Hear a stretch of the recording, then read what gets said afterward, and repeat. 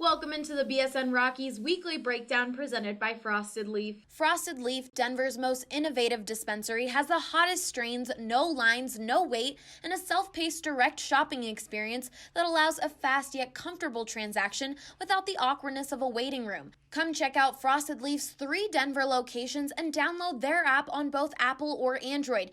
I'm Allie Monroy, and with me today is BSN Rockies beat writer Drew Creasman. The Rockies are coming off a 2-1 series win over the Chicago Cubs. Antonio Senzatella was on the mound for the series finale and seriously struggled. He allowed 8 runs in less than 5 innings.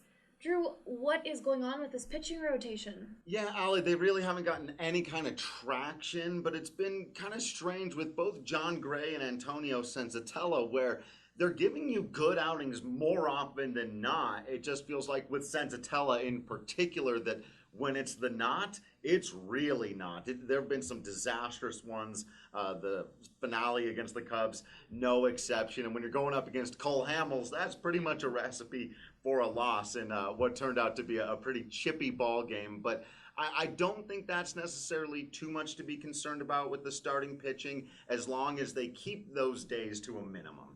Well, like you mentioned, there was chippiness in the series finale. Nolan Arenado was hit by a pitch from Cole Hamels. He left the game with a forearm contusion. Do you have an update on that? Well, he said after the game that he was just going to have to get back to the ballpark the next day, see how everything felt. He really doesn't expect to miss time unless it's really sore. Nolan's not going to take himself out of the lineup.